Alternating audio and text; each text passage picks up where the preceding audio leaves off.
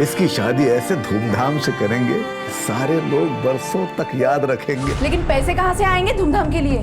आज का ये केस गाजियाबाद से सटे एक इलाके का है जहां एक ऐसे अपराध की रचना की गई जो सोच से भी परे है। एक ऐसा सनसनीखेज जुर्म जिसने पुलिस डिपार्टमेंट की रातों की नींद और दिन का चैन छीन लिया।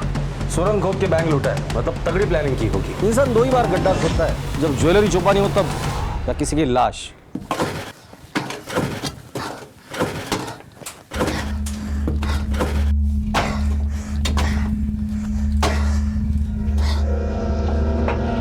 पकड़ो।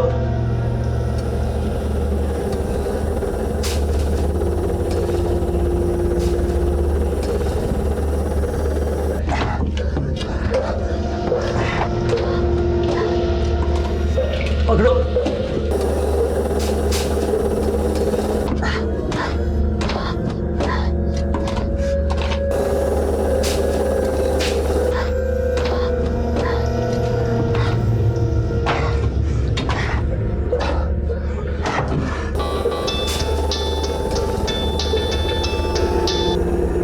हाँ जी बाबूजी, 34 मीटर तक सुरंग खुद गई है बाबूजी। 30 मीटर रह गई है, जिसे खोदने में हफ्ता भर लग जाएगा। ठीक है बाबूजी।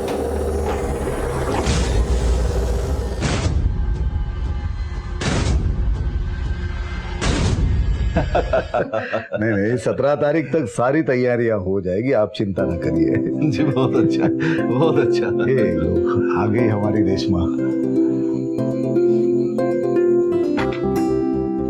बैठो। बहुत होनहार और सुशील है, जिस घर में जाएगी खुशियों से भर देगी मेरी बेटी उस घर को। दरअसल इसकी जिद थी आगे पढ़ाई करने की, इस वजह से शादी में देर हो गई। जिद तो मेरी भी है रघुनाथ जी। मैं अपने बेटे की शादी इतने धूमधाम से करूं जिसके बारे में कोई सोच भी ना सकता हो। आप बिल्कुल फिक्र मत करिएगा, इकलौती बिटिया है हमारी, इसकी शादी ऐसे धूमधाम से करेंगे कि सारे लोग बरसों तक याद रखेंगे। तो फिर इस रिश्ते को पक्का माने? आप अपने बात से मुकरिएगा तो नहीं? अरे नहीं, आप बिल्कुल फिक्र मत करिएगा भंडारी जी। अरे अब तो समझी जी कहिए। तब तो इसी बात पे मुंह मीठा करना बनता है।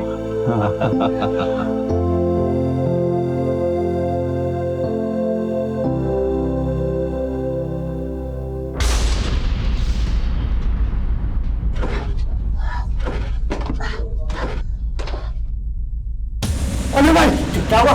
ये मिट्टी सुरंग दस्ता भी जाएगी। पगला गया क्या? पूरे 6 फुट गहरी सुरंग है, कुछ नहीं होगा। तू चल खोद खोद खोद, जा जा, थोड़ा टेक लगाएंगे तो टिक जाएगी। चल चल खोद खोद, हो गया काम, हो गया। चल। अरे मुझे टेंशन नहीं चाहिए, कोई भी काम चाहिए ढंग से, समझ गए ना? बातें कम और काम ज्यादा करो। आप बिल्कुल चिंता मत करिए, हाँ सब तैयारियां हो जाएगी। हाँ जी, आपको भी बधाई, बहुत बहुत बधाई जी। नमस्ते नमस्ते। रेशमा। हाँ पापा। अरे आओ बेटा, जल्दी आओ। हाँ। उमा, संगीता, अरे कहाँ गए सब लोग? अरे क्या हुआ जो इतना शोर मचा रहे हो? अरे कमलाकांत जी का फोन आया था, 20 तारीख का मुहूर्त निकाला है सगाई के लिए। चलो धूमधाम से सगाई की तैयारियां शुरू कर दो। लेकिन पैसे कहाँ से आएंगे धूमधाम के लिए? एक तो पैसों की इतनी तंगी, ऊपर से ये फालतू का खर्चा। अरे बंद करो ये सब चोंचले। ये चोंचले नहीं है, अरमान है हमारे। और तुम, अगर रेशमा तुम्हारी सगी बेटी होती तो क्या ये सब कहती? इस नालायक की शादी कर दी और अब मेरी बेटी की बारी आई तो बदल गई। तो क्या कहा तुमने? हम फालतू का खर्चा कर रहे हैं हमारी बेटी की शादी पर। तुम्हारी माँ को जो गहने लेके दिए, तुमको जो दुकान लेके दिए, वो है हमारा फालतू का खर्चा। 17 तारीख तक 2 लाख रुपए का इंतजाम करना, वरना तुम्हारे माँ के गहने और तुम्हारी दुकान दोनों हमको मजबूरन बेचनी पड़ेंगी। मगर हमारी बेटी की शादी हम धूमधाम से करेंगे पक्का। देखो मैं फिर से एक बात बोलती हूँ, एक बार फिर से सोच लेना। सोच भी लिया है और समझ भी लिया है, अब सिर्फ करना बाकी है। कहाँ से लाएंगे 2 लाख रुपए?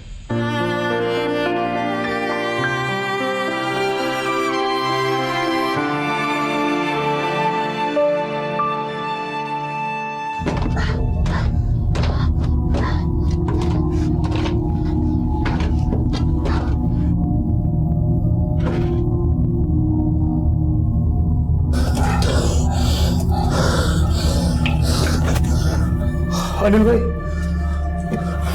चक्कर आ रहे हैं मुझे। क्या हुआ? अनिल भाई मुझे पानी निकाला था। दम घुट रहा है मेरा। अनिल भाई बाहर निकालो दम घुट रहा है इसका। हेलो, हाँ बाबूजी, काम आपके मुताबिक ही चल रहा है और हम लोग काफी करीब पहुंच भी गए हैं। लेकिन बाबूजी एक दुविधा है। वो सुरंग इतनी तंग है कि सांस लेने में मुश्किल हो रही है। अगर आप कहें तो तारीख आगे बढ़ा दें बाबूजी। अच्छा ठीक है बाबूजी, आप नाराज मत होइए। जो तारीख है वही रहेगी। हम पूरी जान लगा देंगे बाबूजी।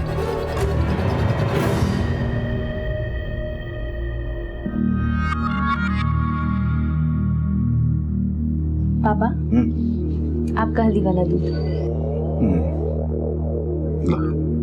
ये लेंगे, देखो एक से बढ़ के एक है। ऑनलाइन जो चाहिए पसंद कर लो।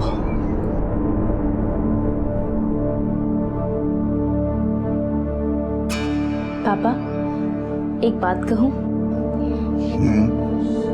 मुझे विप्लव की दुकान बिकवाकर शादी नहीं करनी।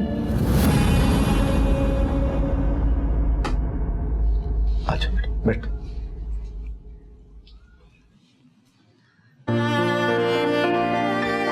मेरी बेटी उन लोगों के बारे में सोच रही है जिन लोगों को उसकी कोई फिक्र नहीं है।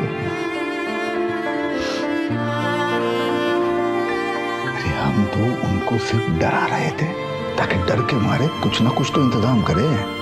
बाकी तू पैसों की चिंता मत करना, सामान खरीद ले फटाफट, जो चाहिए वो। हमने तुम्हारी शादी के लिए बहुत बड़ा प्लान किया है।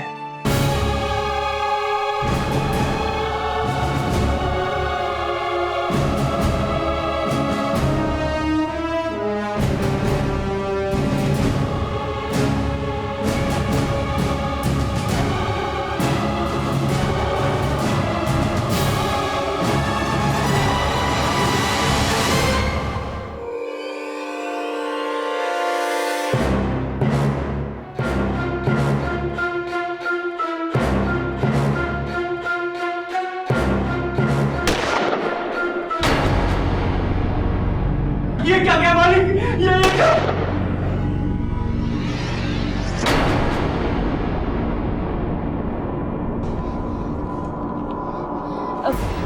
एक्सक्यूज मी, मुझे इंस्पेक्टर साहब से मिलना है, बहुत ज़रूरी काम है। ठीक है, आप यहाँ बैठिए, मैं अभी पूछ कर आता हूँ। सुनिए, आप अंदर जा सकती हैं।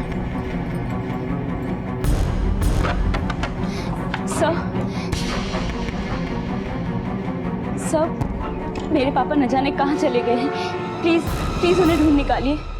आप बैठिए, बोलिए। सर, मेरे पापा रघुनाथ त्रिवेदी 17 अगस्त की शाम से लेकर अब तक गायब हैं। उनका नंबर भी स्विच ऑफ आ रहा है, पता नहीं कहाँ चले गए हैं। कुछ आइडिया है कोई घर से कहाँ गए हैं वो? नहीं सर, कुछ बता के नहीं गए। कल मेरी सगाई है, उसकी भागदौड़ में लगे हुए थे। और हाँ, शादी के लिए भी वो काफी लोगों को मिल रहे थे ताकि पैसे इकट्ठा कर सके। मैंने सबको पूछ लिया सर, किसी को कुछ नहीं पता। ये रघुनाथ जी काम क्या करते हैं? प्रिंसिपल की पोस्ट से 3 महीने पहले ही रिटायर हुए हैं। देखिए, रोइए मत, लीजिए।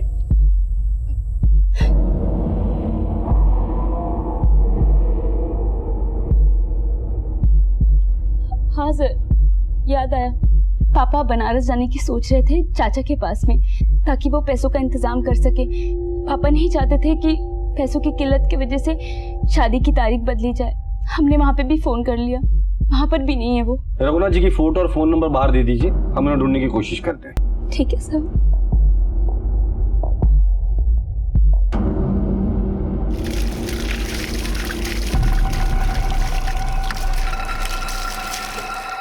विप्लव, सब ठीक ठाक से हो गया ना?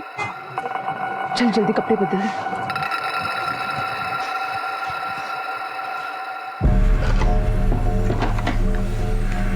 मैंने आपसे कहा था ना, अभी फोन मत कीजिएगा।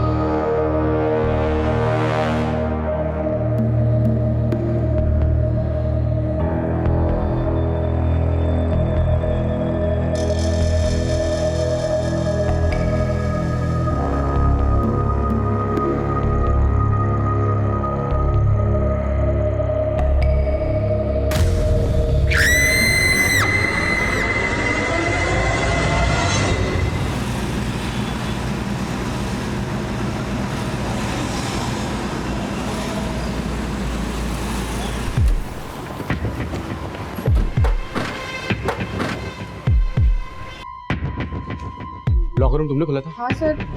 तुम कितने बजे आए? मैं अपने टाइम पे आया था सर, पर सुबह को आया जब ऐसा कुछ नहीं था। ऐसे में दिखा।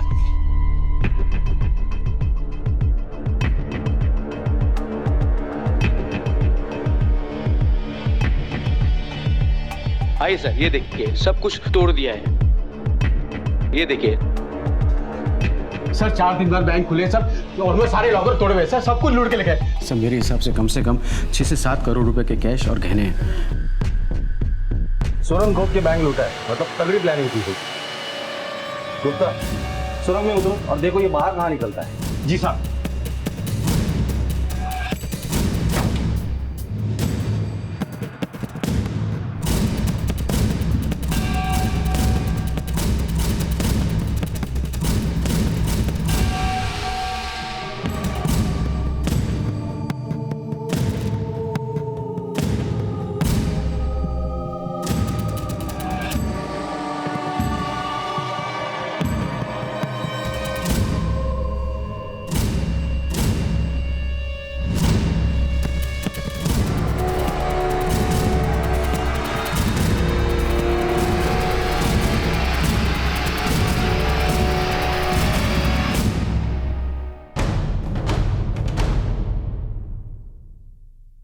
ये नक्शा है बैंक से यहां तक पहुंचने का। इतना बड़ा सुरंग खोदा है, मतलब बहुत दिन लगे होंगे। अनुजेरी, 1 तारीख से सुरंग खोदने का काम शुरू किया हुआ। खिड़कियों पर प्लाई मारा है। इसका मतलब अंदर क्या चल रहा है ये किसी को दिखाई ना दे और आवाज बाहर नहीं जानी चाहिए। खाने पीने का सामान है, मतलब तैयारियां बहुत दिनों से की होगी। सांप बिल बनाकर खजाने की रक्षा करता है, पर इन सांपों ने बिल बना के खजाना लूटा है। गुप्ता, आसपास में जितने भी हार्डवेयर वाले हैं उनसे जाके पूछना कि खुदाई का सामान और प्लाईवुड हाल ही में किसने खरीदा था। Yes sir. सर लगता है पैसों की बंटवारे को लेकर आपस में झगड़ा हो गया होगा, तो इन्हीं के साथियों ने इन्हें मार दिया। या फिर ये भी हो सकता है कि काम निकल जाने के बाद सबूत मिटाने के लिए मार दिया हो। अनुज, जो लोग इतनी प्लानिंग कर सकते हैं ना, वो लोग कुछ भी कर सकते हैं। बॉडीज को पोस्टमार्टम के लिए भेज दो और फॉरेंसिक टीम को बुलाकर घर को अच्छी तरह से चेक करो और आसपास के पुलिस स्टेशन में इन दोनों की फोटोग्राफ्स भेजकर ये पता करो कि इन दोनों का कोई क्रिमिनल रिकॉर्ड था या नहीं। और सबसे पहले ये घर किसके नाम पर था और यहाँ कौन रहता था ये पता करो। सर। मैनेजर साहब। हाँ सर। जिसने भी ये काम किया बड़े प्लानिंग के साथ किया है। मुझे आपके बैंक की सीसीटीवी फुटेज चाहिए और एम्प्लॉयज के डिटेल्स। मुझे शक है कि आपके एम्प्लॉय का इसी में हाथ हो सकता है, क्योंकि वही लोग हैं जो बैंक का चप्पा चप्पा जानते हैं। आपको किसी पे शक? नहीं सर, मुझे अपने एम्प्लॉय में से किसी पे शक नहीं। ठीक, चलिए। हाँ साहब, ये कभी कभार 4 बंदों का चाय लेने आता था, लेकिन बहुत कम बोलता था साहब। साहब हमें लगा घर पे रिनोवेशन का काम जोरों शोरों से चलता रहेगा। कौन है, क्या कर रहा है, इस पर कभी हमने गौर नहीं किया। जो जो लूटा गया है या गायब हो गया उसके डिटेल्स भेज दीजिए। जी सर, चाय वाले के हिसाब से मारा गया आदमी में से एक आदमी 4 कप चाय ले जाता था। मतलब वहाँ पे 4 लोग हो सकते हैं।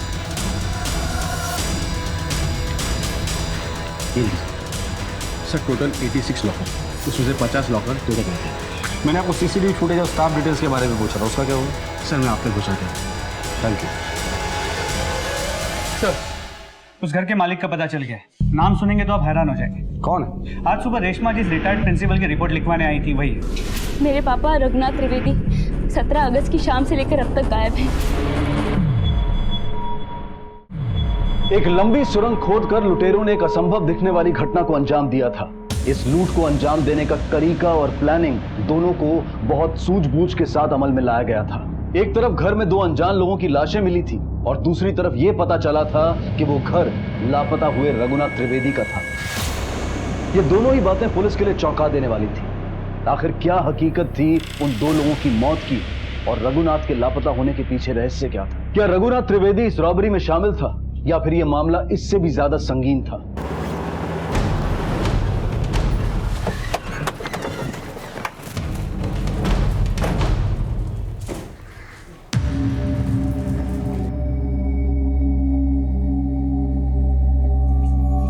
अनुज, तुम आस पड़ोस में जाके फैमिली के बारे में पूछताछ करो। सर।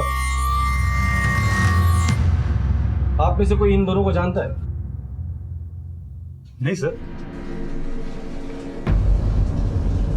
ये क्या है? सर्च वारंट है, घर की तलाशी लो। ऐसे कैसे? सर्च वारंट है हमारे पास। कमाल है सर, हमने अपने पापा की गुमशुदगी की रिपोर्ट लिखवाई, अब आप हमारे घर आकर दो अनजान लोगों की तस्वीर दिखाकर हमारे घर की तलाशी ले रहे हैं। आपके प्रकाश रोड वाले घर से सुरंग खोदकर पास में जो स्वर्ण कलश बैंक है उसे लूटा गया है। काफी मात्रा में कैश और सोना चोरी हुआ है। उन दोनों की लाशें भी हमें वहीं पर मिली और हैरानी की बात यह है कि आपके पापा रघुनाथ जी भी उसी दिन से लापता है। पर वो घर तो पिछले 7 महीने से बंद पड़ा हुआ है। इतनी खराब हालत है कि कोई किराएदार उसमें रहने को तैयार नहीं है। हो सकता है कि नया किराएदार मिल गया हो। पापा ने तो इस बार भी हमें कुछ भी नहीं बताया। सर, कुछ पेपर मिले हैं प्रॉपर्टी के। पेपर्स वेरिफिकेशन के बाद आप लोगों को मिल जाएंगे, लेकिन अभी भी पूछ रहा हूँ, अगर इस लूट और मर्डर के बारे में आप में से कोई कुछ भी जानता है तो बोल दीजिए।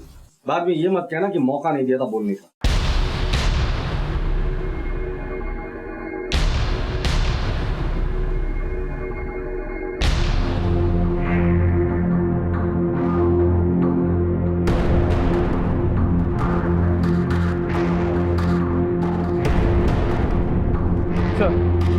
आस पड़ोस के लोगों से पता चला कि घर के लोगों की आपस में बनती नहीं। इसके अलावा ये भी बताया कि रघुनाथ जी को पैसे की काफ़ी ज़रूरत है, काफ़ी कर्जे में, बेटी की शादी के लिए पैसे नहीं। लेकिन इस कॉन्ट्रैक्टर का कहना है कि इसे तैयारी के पैसे एडवांस में दे दिए गए।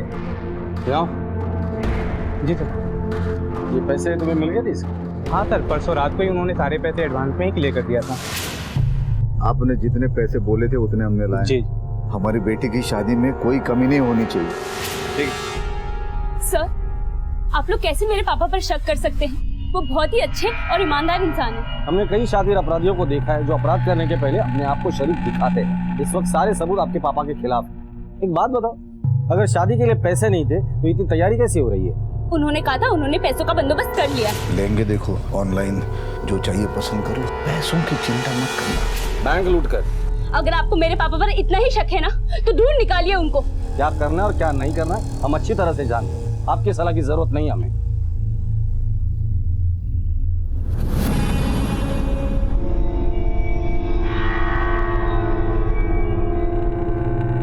अनुज, हो सकता है इस रॉबरी में पूरी फैमिली इन्वॉल्व है, सब पे नजर रहे। सर,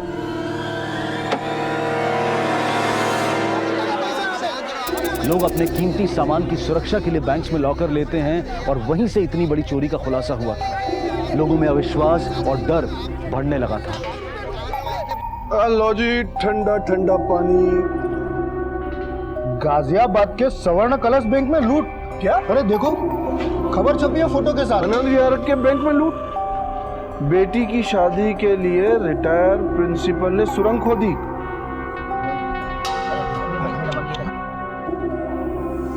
ठीक है, थैंक यू सर। उन दोनों मरे हुए लोगों की पोस्टमार्टम रिपोर्ट के मुताबिक उन्हें एक देसी पिस्टल से मारा गया है। रघुनाथ के कॉल रिकॉर्ड्स क्या कहते हैं? सर, उनकी मोबाइल की लास्ट लोकेशन उस 5 किलोमीटर के रेडियस में, जहां उनका अपना घर और बैंक दोनों पड़ता है। इसके अलावा और कुछ पता नहीं चला है। रघुनाथ के फोन रिकॉर्ड पे जितने भी कॉल्स आए थे सबको वेरीफाई करो, शायद कुछ हाथ लग जाए। सर, उनके बैंक के सामने वाले घर के पड़ोसियों के हिसाब से उनके घर में करीब 2 हफ्ते से ज्यादा से काम चल रहा है और उसी बीच रघुनाथ जी भी गायब हो गए। सर, मुझे तो लगता है या तो इस लूट का हिस्सा है या उनके साथ कोई साजिश हुई है। अगर उनके साथ साजिश हुई है तो अभी तक उनकी लाश क्यों नहीं मिली हमें? सर, ये देखिए बैंक के पिछले 2 हफ्ते के सीसीटीवी फुटेज। सर, ये रघुनाथ जी जिस आदमी से बात कर रहे हैं, ये मरे हुए उन 2 लोगों में से एक है।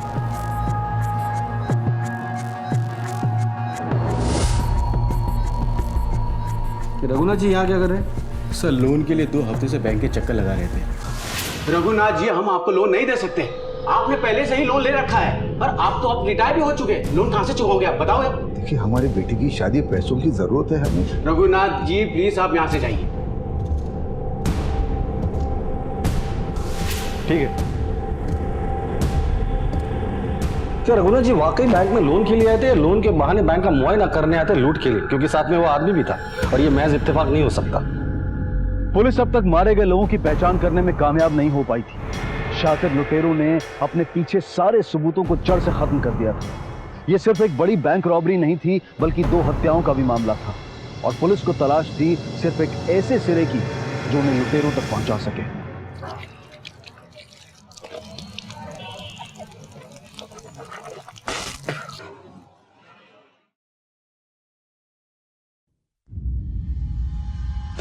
वीर जी 1 मिनट अखबार दिखाना।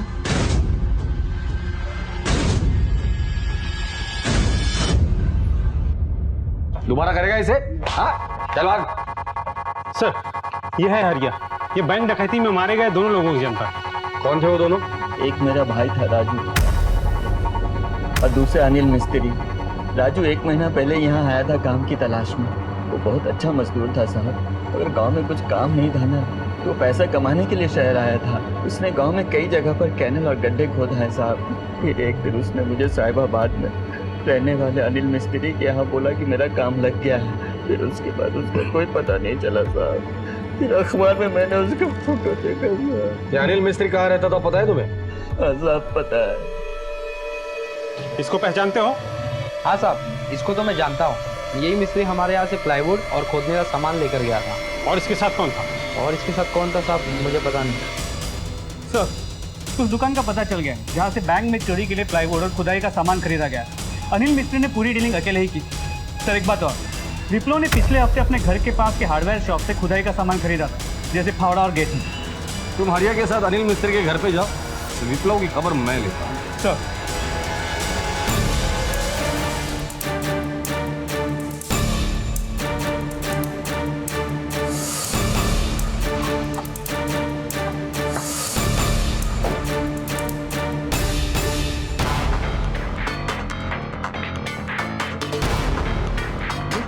तलाशी लेनी है घर की। फिर से? हाँ कुछ चीजें छूट गई थी। घर का कोना कोना छान मारो। सर आप गलत शक कर रहे हैं हम लोगों के ऊपर।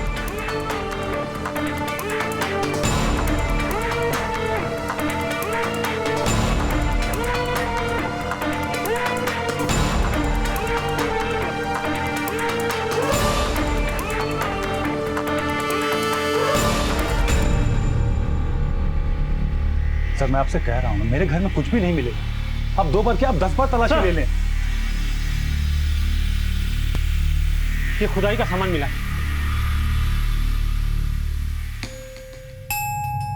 पिछली बार अगर अच्छे से तलाशी ली होती तो दोबारा यहाँ आने की नौबत नहीं आती। ये सामान तुमने पिछले हफ्ते में क्यों खरीदा था? माँ ने कहा था सर। कुछ बोलेंगी आप? वो इन्होंने हमें धमकी दी थी कि अगर पैसों का इंतजाम नहीं कर पाए तो वो मेरे गहने और विप्लव की दुकान बेच देंगे। 17 तारीख तक 2 लाख रुपए का इंतजाम करना, वरना तुम्हारी माँ के गहने और तुम्हारी दुकान दोनों हमको मजबूरन बेचनी पड़ेगी। हम डर गए थे। मैंने मेरे सारे गहने और विप्लव की दुकान के कागजात एक डिब्बे में भर दिए और यही जमीन में गाड़ दिए।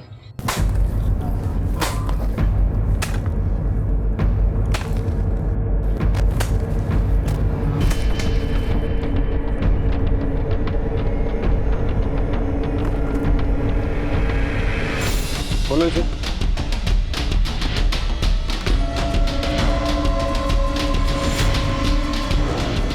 लगता है आप लोगों को गड्ढा खोदने का काफी तजुर्बा है। बैंक में सुरंग भी ऐसे ही बनाया था क्या? इंसान 2 ही बार गड्ढा खोदता है, जब ज्वेलरी छुपानी हो तब, या किसी की लाश। ज्वेलरी और पेपर को वेरीफाई कराओ, इनके है या लूट के। ओके।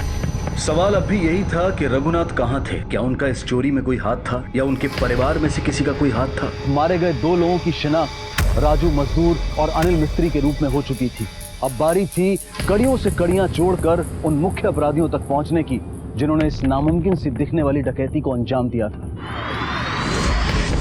आखिर कौन थे वो दूसरे 2 आदमी और उनका बापूजी से क्या संबंध था? और क्या रघुनाथ त्रिवेदी के गायब होने और इस डकैती के बीच में कोई कनेक्शन था? पुलिस अब बड़ी मुश्किल से मिले अनिल मिस्त्री के घर तक जा पहुंची थी। ये है अनिल मिस्त्री का घर साहब।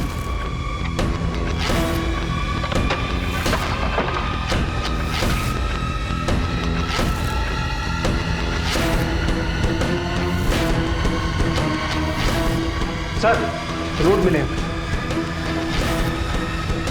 तो सभी नए नोट, वो भी एक ही सीरीज के, मतलब किसी को एक साथ दिए गए हों। इन नोटों की सीरीज के नंबर को रिजर्व बैंक भेजो, पता करो कि कौन से बैंक को अलर्ट हुए।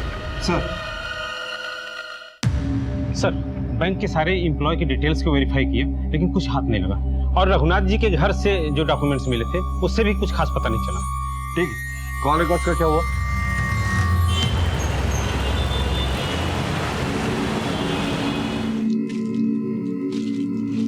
सुनो, ये मोबाइल रिपेयर करवाना है। इसमें तो मिट्टी भर गई है, कम से कम 500 रुपए लगेंगे। कल आना। ये मोबाइल मैं ऐसे नहीं छोड़ सकता, तुम अभी के अभी से रिपेयर कर दो। मैं तुम्हें 2000 रुपये देता हूँ। ले लो 2000 रुपये। अरे मोबाइल 1500 का है ये, तुम रिपेयर करो ना। सर, रघुनाथ जी की सारी कॉल्स वेरीफाई की, मगर कुछ हाथ नहीं लगा। हो सकता है इस रॉबरी के लिए रघुनाथ ने कोई नया नंबर इस्तेमाल किया। जितने भी सर्विस प्रोवाइडर है उनसे जाके पता करो क्या उन्होंने रघुनाथ या उसके फैमिली को कोई नया नंबर इशू किया है या नहीं। Okay sir. हम आपके आगे हाथ जोड़ते हैं, आप इस रिश्ते के लिए मना मत कीजिए। बाबूजी पैसे का इंतजाम कहीं ना कहीं से कर ही लेंगे। देखिए, हम किसी बैंक डकैत के घर में अपने बेटे की शादी नहीं कर सकते। बाबूजी ऐसा कर ही नहीं सकते, आपको जरूर कोई गलतफहमी हुई है। चलिए हमें मान भी गए कि इस बैंक डकैती में उनका हाथ नहीं, किसी गलत काम में उनका हाथ नहीं, लेकिन क्या आपके पास इतना पैसा है कि ये शादी धूमधाम से करवा सके? और वैसे एक बात बताइए, ये रघुनाथ जी है कहाँ? अगर वो बेगुनाह है तो सबके सामने क्यों नहीं आते, चुप करके बैठे हैं? आप मेरे पापा पे इल्जाम लगा रहे हैं। रुक जाइए भाभी, अरे आप खुद क्या है? आप किसी लुटेरे से कम है? ये अच्छे कपड़े पहनकर कल्चर की आड़ में लड़की वालों को लूटते हैं आप। बड़ा बदतमीज लड़की है तुम, तुम्हें तमीज नहीं कि सपने से बात करना चाहिए। बदतमीज मैं नहीं, आप हैं। मनमानी शर्तें रखकर आप लड़की वालों को तोड़ के रख देते हैं। आप निकल जाइए इस घर से। मैं तो जाऊंगा, लेकिन कौन करेगा ऐसे डकैतों के घर में शादी?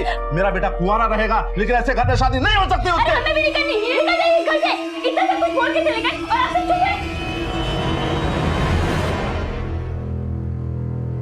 अरे आना।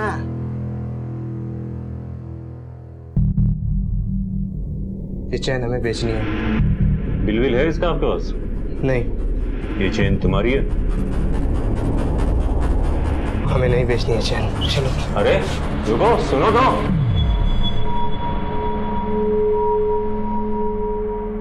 हमें पैसों का इंतजाम करना होगा, किसी ना किसी से तो बात करनी ही पड़ेगी। अब क्या करोगे पैसों का? लड़के वाले तो चले गए ना। मैं उन लोगों को मना लूंगी, पर उससे पहले हमें पैसों का इंतजाम करना पड़ेगा। अभी कह देती हूँ, मुझसे पैसों की उम्मीद नहीं करना। तुम्हारे पापा भी पता नहीं कहाँ चले गए। अगर मेरी बात मान ली होती ना तो आज ये दिन नहीं देखने पड़ते। अब हमारी तरफ क्या देख रही? हमसे तो कोई उम्मीद रखना मत, बता रहे हैं। ये मत भूलिए कि आपकी जो दुकान है वो पिताजी के पैसों की बदौलत ही है। हाँ तो कोई एहसान नहीं किया उन्होंने, अपना फर्ज निभाया है बस। दूसरों का फर्ज याद है, और जब अपने फर्ज की बारी आई तो कुछ नहीं। एक सुबह सुबह ना मेरा दिमाग तो खराब मत कर, ये तो सब फर्ज वर्ज अभी याद दिला देंगे तुमको।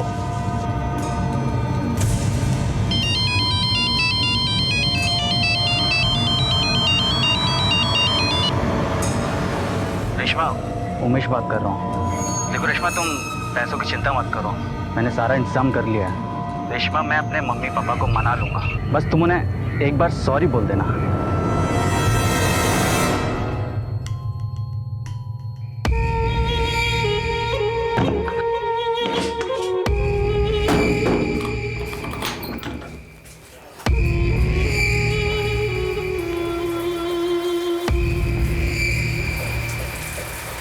हेलो, अब निकलने का वक्त आ गया है, तैयारी शुरू करो। जहां एक तरफ रेशमा को विप्लव और उमा के तानों का सामना करना पड़ रहा था, वहीं दूसरी तरफ संगीता उसका भला सोच रही थी और रघुनाथ त्रिवेदी का अब तक कुछ पता नहीं लग पाया था। पुलिस के शक के दायरे में सिर्फ रघुनाथ का परिवार नहीं था, बल्कि वो राजू और अनिल मिस्त्री से जुड़ी हर कड़ी को जोड़कर देख रही थी। और अचानक रेशमा ने एक ऐसा कदम उठाया जिसने सबको हैरत में डाल दिया।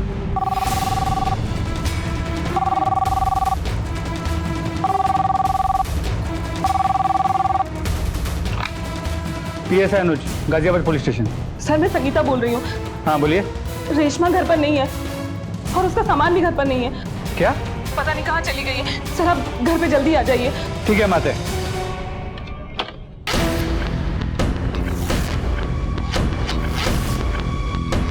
मैंने मना किया था ना तुझे पुलिस में फोन करने के लिए, फिर भी तुमने कॉल किया। माँ, लेकिन रेशमा घर पे कहीं भी नहीं थी, मुझे फोन करना पड़ा। अरे रेशमा, रेशमा जब चाहो तब तुम उसका ही नाम लेती हो। मरने दो उसे जहाँ चली गई है वो। माँ, अब क्यों अपनी मत चल। सर, मैंने ही आपको फोन किया था, रेशमा घर पर कहीं भी नहीं है और उसका सामान भी गायब है। सामान लेकर गई है, इसका मतलब प्लानिंग के साथ उसने घर छोड़ा। अरे नाम खराब कर दिया है कलमुई ने हमारा, अब वो वापस ना आए वो ही बेहतर है। पहले आपके पति रघुनाथ जी गायब हो जाए, फिर आपकी बेटी रेशमा। ये माजरा क्या है? हम पता लगा लेंगे। सर इस बैंक रॉबरी में रेशमा भी शामिल तो नहीं हो सकता है बाप बेटे ने मिलकर ये बैंक रॉबरी की हो। बाप की लाडली थी ये रेशमा। अगर रघुनाथ जी कहीं छुपे हुए तो रेशमा उससे मिलने की कोशिश जरूर करे। हो सकता है कि रेशमा ही हमें रघुनाथ और बैंक रॉबरी में शामिल लोगों तक पहुंचा दे। रेशमा के कॉल रिकॉर्ड निकालो और उसकी फोटोज हर पुलिस स्टेशन में सर्कुलेट करो और खबरियों को काम पे लगा दो। सर रेशमा के कॉल रिकॉर्ड्स, उसका फोन स्विच ऑफ होने से पहले आखिरी बार इस नंबर से बातचीत हुई। क्या नंबर अभी भी एक्टिव है? जी सर, अभी भी एक्टिव है।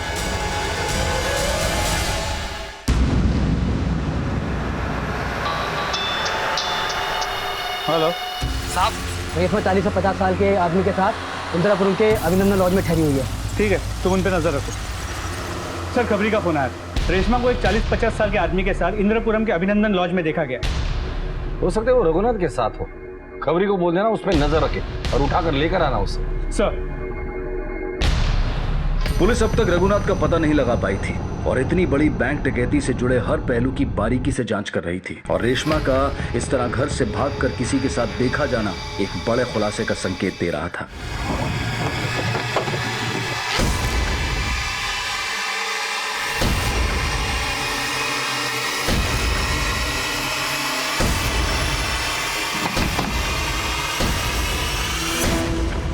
आप हटिए, रूम की तलाशी लो। अरे आप यहाँ क्या कर रहे हैं और ये सब क्या हो रहा है? ये कौन है?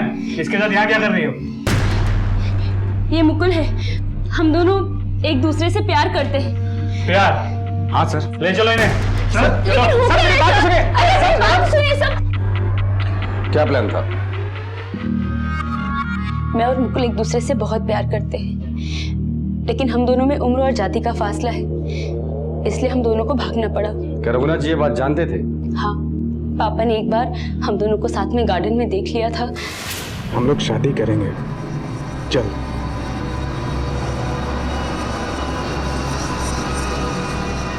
हाँ रेशमा, हमें पता है कि मुकुल अच्छा इंसान है, लेकिन मुकुल और तुमने जो उम्र और बिरादरी का फासला है, ये फासला तुम दोनों को समाज में जीने नहीं देगा।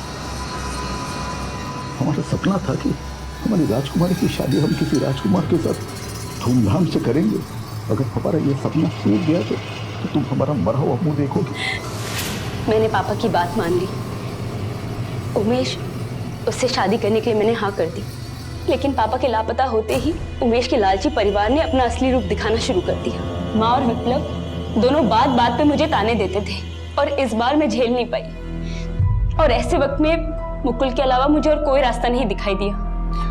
सर मैं रेशमा से बहुत प्यार करता हूँ, ऐसे वक्त में बस इसका मैं साथ दे रहा था। हम दोनों शादी करने वाले थे। अनुज, रेशमा के घर वालों को इन्फॉर्म करो कि वो मिल गई।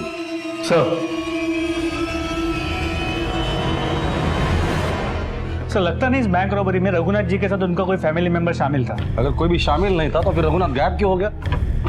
सर वो 1000 के नोटों की सीरीज जो मैं अनिल मिस्त्री के घर से मिली थी, वो मयूर विहार के पीसीबी बैंक के एटीएम को अलॉट हुई थी। गुड। अनुज, उस एटीएम में जब कैश डिपॉजिट हुआ था उस दिन से लेके एक हफ्ते तक की सारी सीसीटीवी फुटेज होगा। सर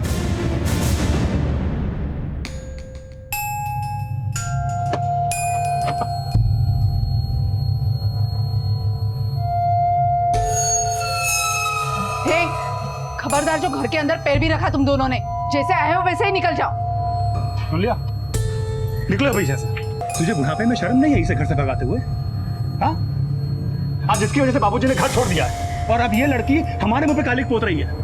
अरे यही तो फर्क है ना इसकी और हमारी बिरादरी में। देखिए, मेरी बिरादरी के बारे में बात मत करिए, अपने गिरेबान में झांकिए। एक तो आप लोग अपना फर्ज नहीं निभाते और जो निभाता है उसकी मदद भी नहीं करते।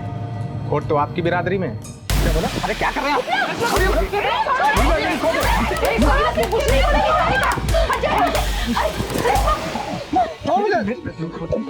बंद करो ये सब। मैं इन दोनों को यहाँ इसलिए नहीं लेकर आई थी कि आप दोनों इन दोनों की जाति गिनाए।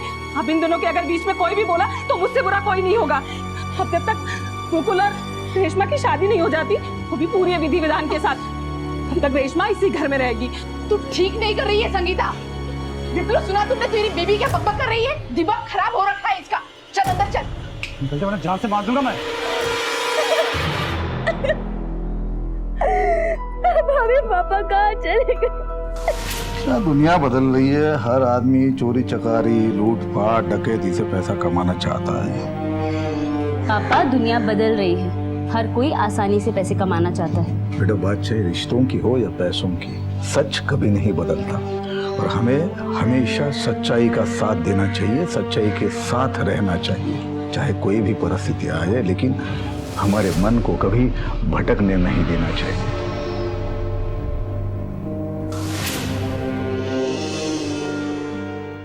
सिर्फ उस एटीएम के सीसीटीवी फुटेज को चेक किया तो पता चला उन 2 दिनों में सिर्फ 6 लोगों ने 10,000 या उससे ज्यादा की अमाउंट विड्रॉ की। जब इन 6 अकाउंट्स को हमने वेरीफाई किया तो पता चला उनमें एक अकाउंट ऐसा है जिसमें कभी 5 या 10,000 से ज्यादा बैलेंस था ही नहीं, लेकिन अचानक 3 हफ्ते पहले उसमें 2 लाख रुपए डिपॉजिट हुए। अच्छा, चलो पता करते हैं उस अकाउंट का इस सुरंग के साथ क्या कनेक्शन है। सर, उन नई सीरीज की करेंसी रीफिल हुई थी जो अनिल मिस्त्री के यहाँ से मिली थी। पुलिस ने हर एक अकाउंट होल्डर को वेरीफाई करना शुरू किया जिसने इस बीच वहाँ से पैसे निकाले थे, और फिर हाथ लगा एक ऐसा अकाउंट होल्डर जिसके लगभग खाली पड़े अकाउंट में 3 हफ्तों में अचानक एकदम से पैसों की ट्रांजैक्शन बढ़ गई थी। पुलिस का उस पर शक अब यकीन में बदल गया।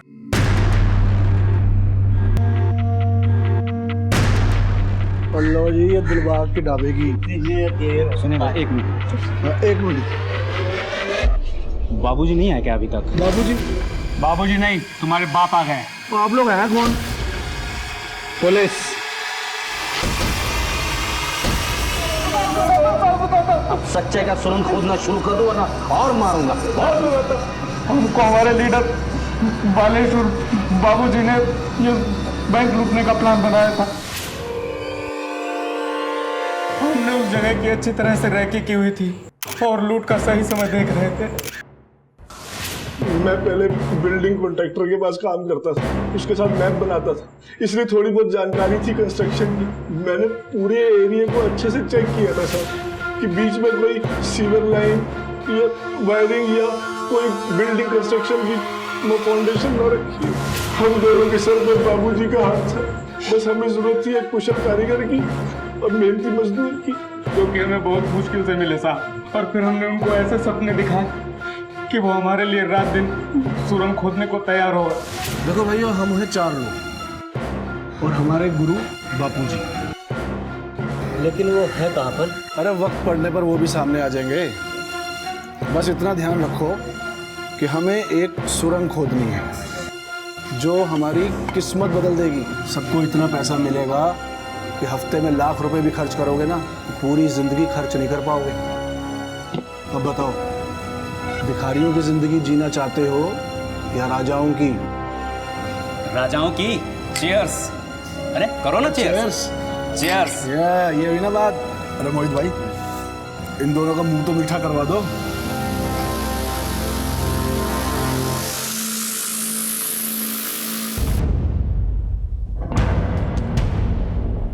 कल शाम को यहीं मिलना, परसों से काम शुरू, ठीक है? वक्त पे आ जाना। हमें 2 ऐसे लोगों की जरूरत थी जो हमारे करीबी भी ना हो और उन्हें पैसों की सख्त जरूरत हो। हमने उनसे ही सारा काम करवाया और अनिल मिस्त्री को हमने बैंक भेजा ताकि वो बैंक की रेकी कर सके।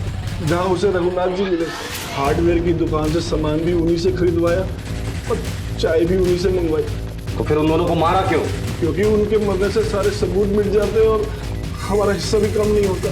तो बाबूजी कॉर्नर मिलेगा कहाँ? बाबूजी, तुम्हें एक हाथ से नमस्ते करूं या दोनों हाथों से? बोलना शुरू कर, बोलना शुरू कर। साहब, मेरा उस बैंक में एक अकाउंट और एक लॉकर है और मैं चाहता था कि किसी भी बैंक के स्ट्रांग रूम में कोई सीसीटीवी कैमरा नहीं होना सर। सामने खाली पड़े रघुनाथ जी के घर को देखकर मेरे दिमाग में एक आइडिया आया सर। ढाबे का मालिक दिलबाग और मोहित पे मेरे बहुत सारे कर्जे थे, इसलिए उनका कर्जा मुक्त और आगे की जिंदगी ऐशो आराम से बीते, इसलिए मैंने उन लोगों को ये प्लान बताया। इन सब में रघुनाथ जी का क्या रोल था? साहब, अनिल मिस्त्री के जरिए हमने रघुनाथ जी का मकान कम कीमत पर किराए पर लेने की बात की थी, लेकिन उन्होंने मना कर दिया। फिर हमने उन्हें 2 साल का किराया एडवांस में देने की बात की तो झट से राजी हो गए। साहब, हमने उन्हें 1 लाख रुपए एडवांस भी दिए और उनका मकान मरम्मत करवा के देने का वादा भी किया। अब वो बहुत खुश हो गए थे। सर उनका इस चोरी से कोई लेना देना नहीं था। साहब सब कुछ प्लान के हिसाब से चल रहा था, पता नहीं कहाँ से रघुनाथ जी आ गए।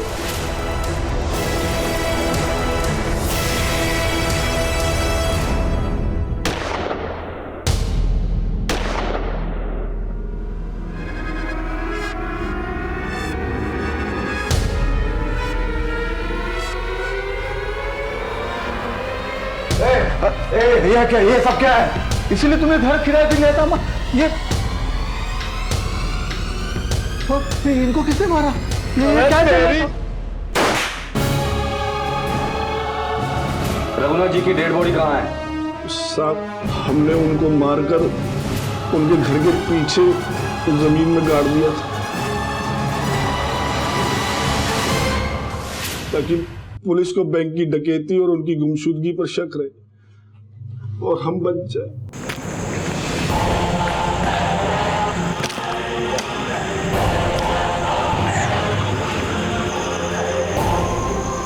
और चोरी का सामान कहाँ है? चोरी के सारे गहने मेरे ज्वेलरी शॉप में है। मैं सारे गहने धीरे धीरे पिघला कर बेचने वाला था।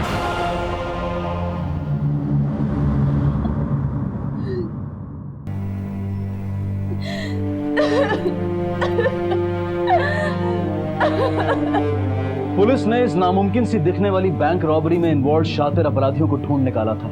चोरी का सारा सामान मिल चुका था, लेकिन खो चुकी थी 3 जानें, 2 गरीब और जरूरतमंद मजदूरों की और एक रघुनाथ त्रिवेदी की। रघुनाथ को पैसों की सख्त जरूरत थी। उनके घर से इस लूट ने उन्हें इसका हिस्सा ना होते हुए भी इस रॉबरी का एक अहम हिस्सा बना दिया। जहां एक तरफ पूरा जमाना सबूतों के बल पर उन्हें शक की नजर से देख रहा था, वहीं रेशमा का विश्वास उन पर टिका रहा। रघुनाथ त्रिवेदी एक अच्छे इंसान थे जिन्होंने अपनी बेटी की शादी के सपने अपनी आंखों में संजो रखे थे, लेकिन पैसे का इंतजाम करने की होड़ में वो इतना खो गए कि उन्होंने बिना सोचे समझे, बिना किसी जांच पड़ताल के अपना घर किराए पर दे दिया। उनकी इस भूल ने न सिर्फ उनकी जान ली, बल्कि लोगों को उनकी ईमानदारी पर शक करने का मौका भी दे दिया और एक बेटी हमेशा के लिए दूर हो गई अपने पिता के साए से।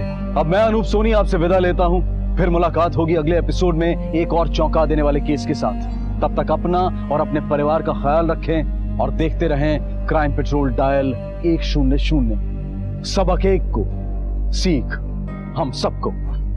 जय हिंद।